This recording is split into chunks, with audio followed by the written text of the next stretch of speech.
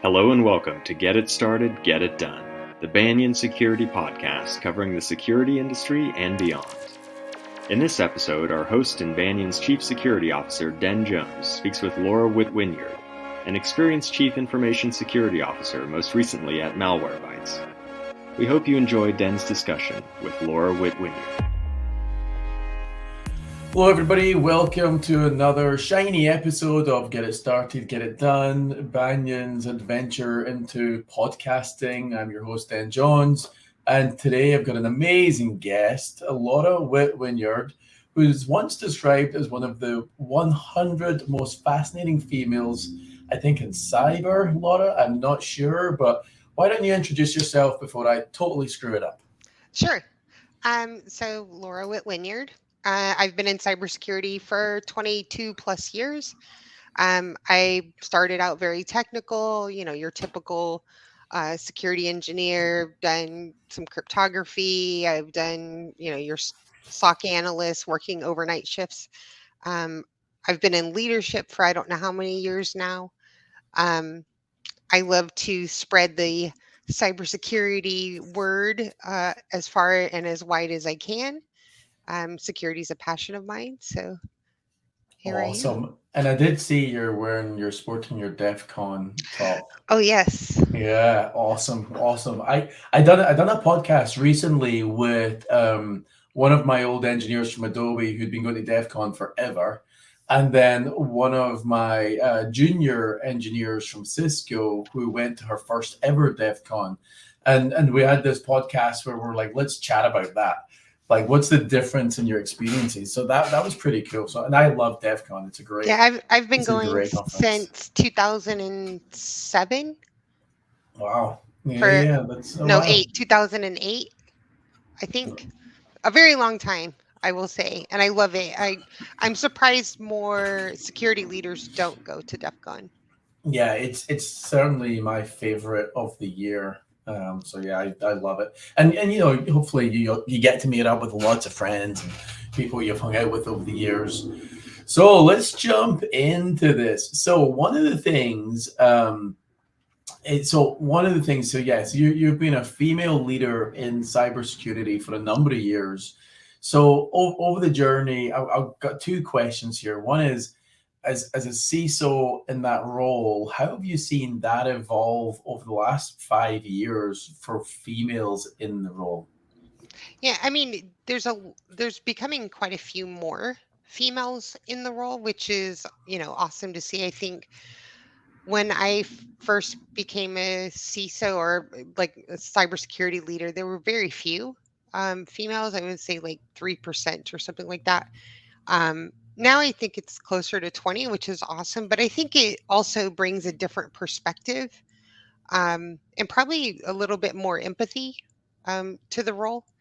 Cybersecurity professionals are, they have high rates of suicide, alcoholism, stress, and all that. And to be able to have someone in that role that has empathy, I think has really helped the industry a lot. Yeah, and it's funny, one of my old bosses, he said, I need to learn empathy. And I think he'd been telling me that for 10 years. He's like, Dan, he went, you're not very nice, are you?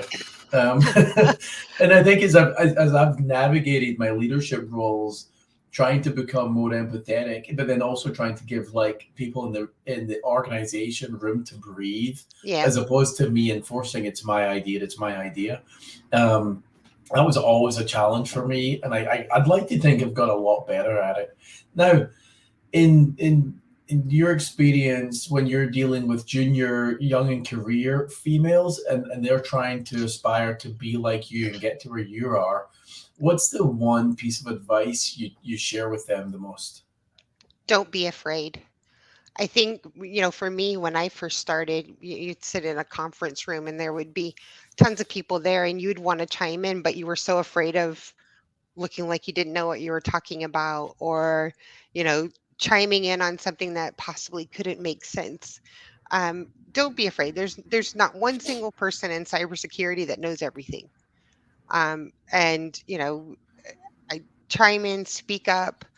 If you want, wait until the end and speak up after the fact until you gain some more confidence. but don't be afraid. Yeah, no, that's excellent advice. And I did in Adobe, they did a great program for Women Executive Shadow. It was called Women's Executive Shadow Program, and it was about young in career or junior management with females that were trying to learn from existing executives. And I used to volunteer for that.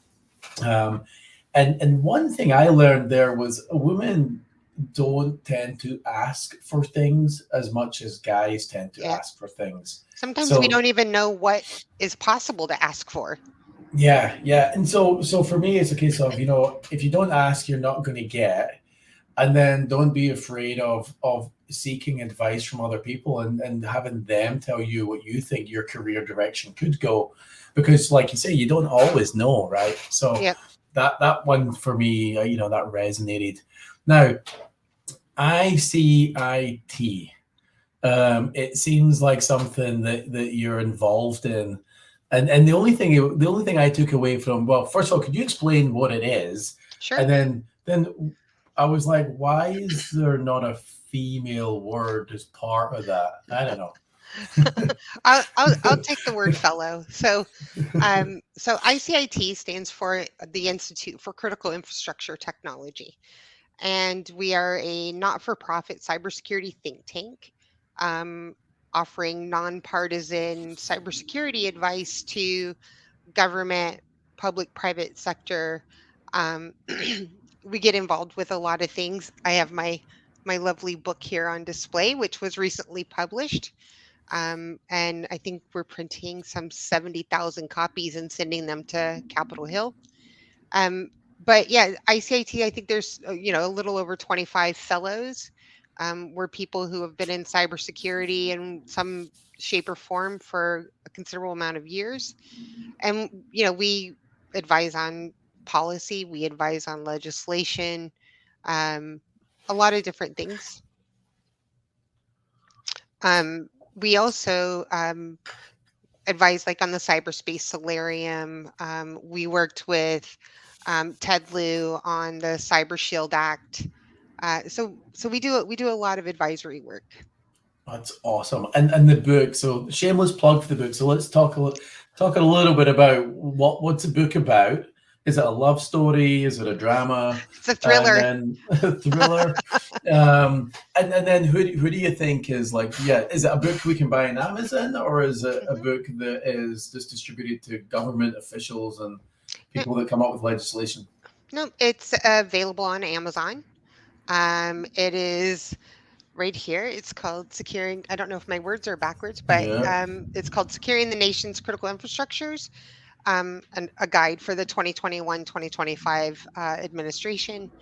Each chapter or each critical infrastructure is a chapter in the book, and varying fellows, whether it's, multiple fellows writing a chapter together or one fellow writing one chapter. Like I wrote the chapter on the dams sector. So you just go to Amazon and search Securing the Nation's Critical Infrastructure and you can buy it there. Awesome. And we'll try and remind me to make sure we put a link in when we publish the podcast. We'll need to make sure we do that. Will do. I get forgetful in my old age. Okay, so work-life balance. Now, one of the things, you're between roles right now. There was lots of people getting laid off, unfortunately, in our industry, which is a crying shame, and you were impacted there. So is you at the wrong end of that? How does that change your view on work-life balance?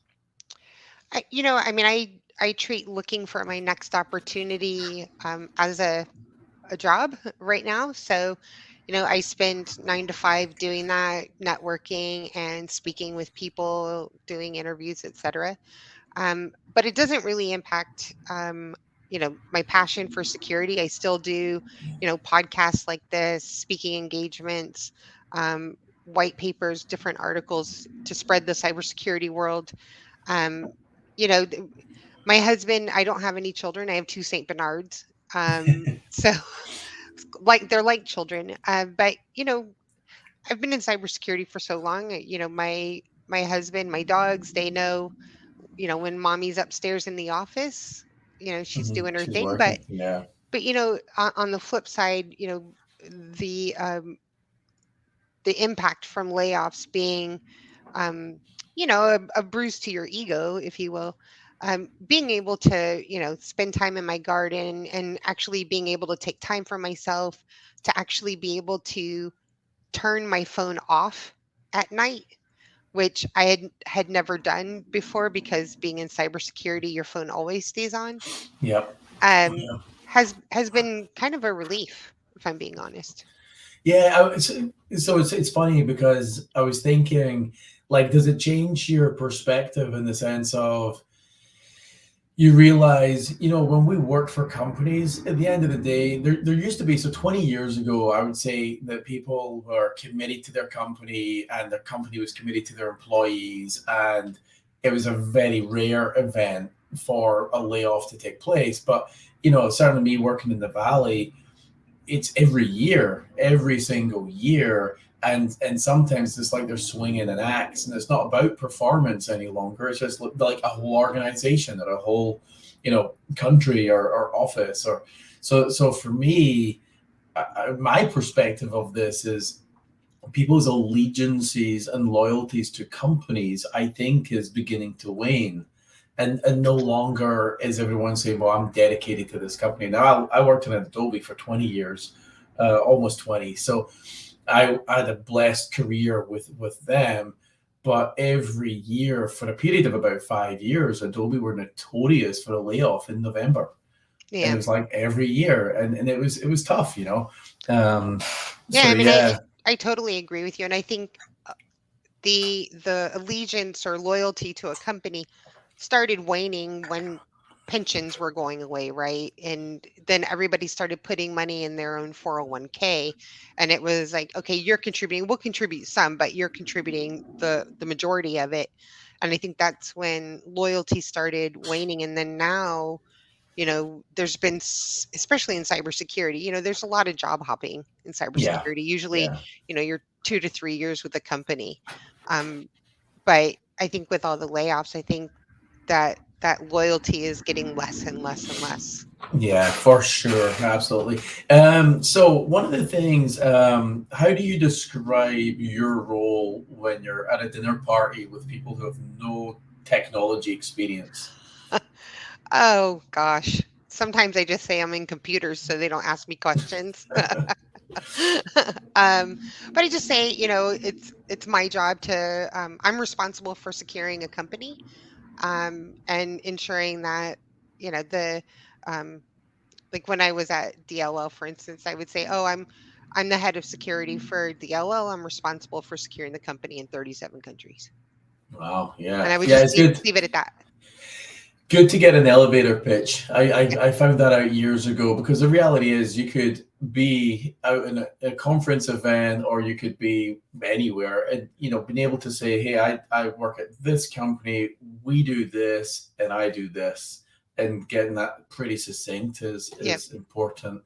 Now, one of the 100 most fascinating women. So where and what was that? So it's a book you can buy. It's on Amazon as well. And it's called 100 Fascinating Women Fighting Cybercrime. And it's just basically Cybersecurity Ventures picked 100 women who have been in cybersecurity for a while, that spend their time fighting cybercrime. And Awesome. each one of us were featured. That is brilliant. Now, so for your piece and the feature, or maybe separately, what would you say is the worst horror story you've had as you've been going through your career from a cyber attack perspective? Oh, from a cyber attack. Oh, I have many that weren't cyber attack related. Especially in my early days where I was like accidentally taking things offline. Um, I would say I got to be honest, I don't really have any horror stories.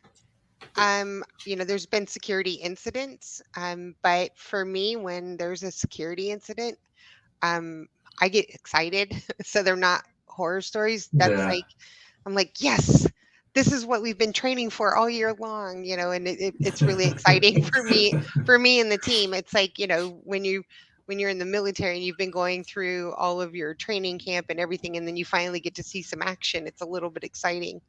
Yeah, Um, yeah.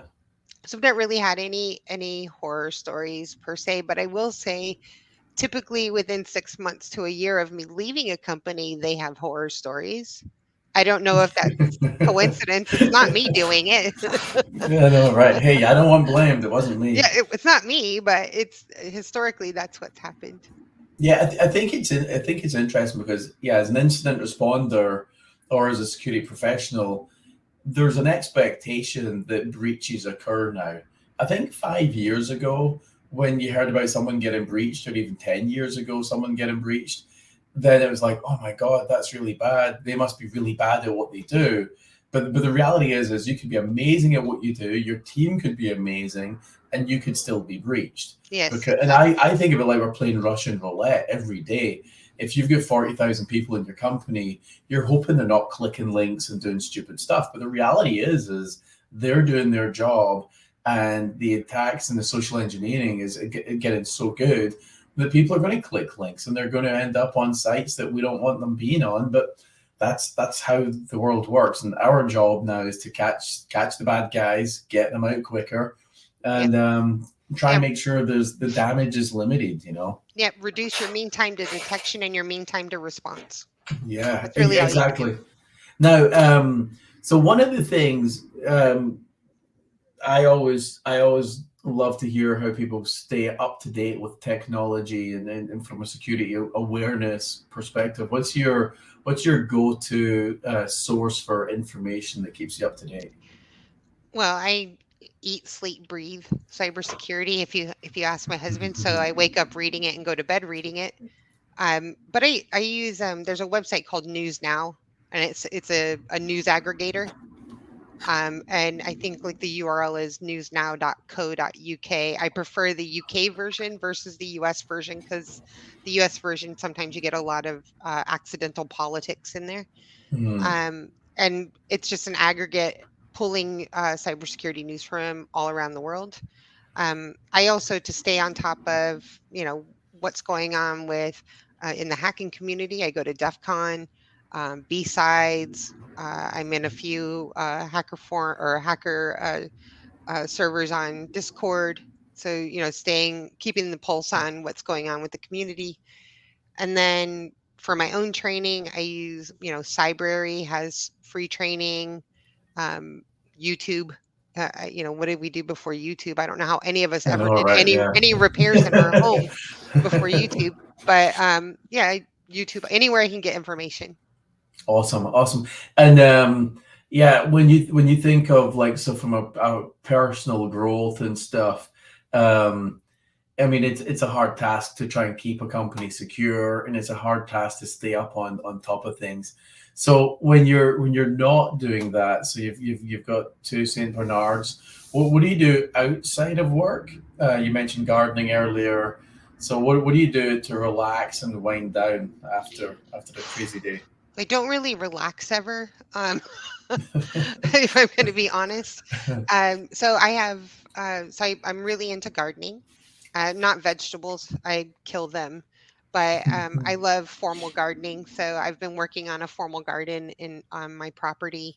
I'm also developing a gardening app Oh, um, wow. to help, gardeners. When I started gardening like 4 years ago, and I didn't know anything, and I had to do a lot of research and Googling and watching YouTube videos, and I'd love to develop an app that would help people who want to get into gardening but don't even know where to start.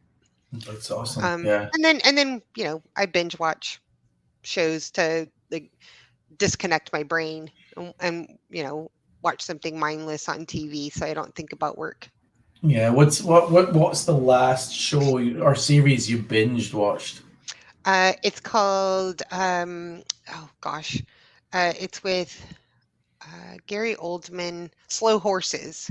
Mm. It's on Apple TV Plus. So Right. good, so good. Awesome. I'll need to check it out. What's the premise behind it? Um, MI5 spies and the slow horses are MI5 people that were put out to pasture because they either weren't good or they had some major mistake. And it seems like the slow horses keep solving crimes. That's funny. Yeah, I'll need to check that out. It's funny how there's a cyber element to that kind of stuff as well, right? Yeah, It's always. always, I mean, people in cybersecurity, we love puzzles, right? So a lot of us love mysteries. A lot of us love thrillers, because nothing is more depressing than when you're watching a show and before the show's even over, you know who did it already, yeah, or yeah, you know the yeah. why, or whatever the mystery is, you've already figured it out, and that's when you watch something else. Yeah, and it's funny as well because a lot of the shows, especially the ones that claim to like do the hacking and all that business, you're like they're so fake, and you're like that's not how it works. I say that my Um, husband's like, oh please, just let it go. yeah, yeah. Let me stay in my own world of make believe. I'll trust that's how it Well, I works. think that's why Mr. Robot was so popular with the cybersecurity community, because they actually had um, cybersecurity advisors on that show. They did a really awesome panel at DEF CON. If you Yeah, go I and was there. Google, I was there. Yeah, I was We were there. in the Yeah, same room together and didn't even know it. yeah, But yep, yep. I mean, I think that's why that community was so attached to that show, because they were real hacks. Yeah, yeah, and I loved. I mean, it's funny because I think I'm probably due to watch it all over again just for nostalgia. But I loved that show. I mean, it was quirky. It was underground. The hacks were cool. Yeah. So yeah, but yeah, as you say, like yeah, people should search out the recording of the DevCon panel discussion because that was really good, and I think they did record it. They don't record everything at DevCon, but I think they did Yeah. record that Yeah, one. they did record that one. Yeah, yeah, no, that was awesome. Now, so as we mentioned earlier, you're between work right now. So what's in line for your next adventure? What do you see next? That's a good question, and I've been asked it so many times. And I just want to be able to secure the world some way, somehow. I know it will never ever happen, but it is a puzzle that I just absolutely love. So I want to work somewhere that I could have a really huge cybersecurity impact, whether it be on the company itself or the company and all of their customers, or globally. I mean, that was, when I went to work at Malwarebytes, that was one of the things that attracted me, was not only would I be able to secure Malwarebytes, the company, but being involved in their product and being customer zero, I Yeah, could I could basically help secure other millions companies. Yeah, millions of people. yeah. So I'm looking for something along those lines. I would love to work at a company that understands that this is a passion of mine and allows me to continue doing my speaking engagements and giving back to the security community. Yeah, and I think for me, seeing someone like you in the industry, an available talent, a woman leader, strong personality, great background. I can't imagine you're going to be sitting twiddling your thumbs for too long. I think the important piece, obviously, is that right fit between you and the company and making sure that the role is actually good enough. Because Yeah. there's a lot of roles out there that, frankly, um, you want to steer clear of. So yeah, so it's as much when there's someone like you in the market, it's actually maybe more about you picking the company in the right role as It's opposed to them To be them honest, picking you. it's like dating. It is I, like dating, isn't it? I mean, it Did you really is. swipe left or right? I don't know. Which But I mean, it really is you don't want to waste too much time on a date if you know it's not going to go anywhere or it's not the right fit. yeah, It very much, and I think one of the things I learned is, it can happen to anybody. This is my yeah, first time being involved in a layoff, and talking to some of my CISO peers, they're saying, "Oh, it's a rite of passage." yeah, We've yeah. we've all been laid off, and I just hadn't. I was fortunate at that point. So, well, touch wood, mine will be round the corner. I'm not sure where. We'll see how this podcast goes. Yeah. I know, right? If nothing else, I'll be number 2 in Libya or something. Yeah. So yeah, well, good luck on the future of that. And as we leave, what's one piece of advice you'd love to give the listeners who are maybe they're CISOs or they're new in career, but what's one piece of advice you'd love them to take away? I honestly, the best piece of advice I can give is to partner with your internal and external customers. And back in the day, security was always viewed as the cost center or the group that says no. Having that partnership and coming up with creative and innovative ways to secure things that enable the business. A lot of people talk about, oh, we're business enabler, but for so many, it's just been a catchphrase, but with no real meat behind it.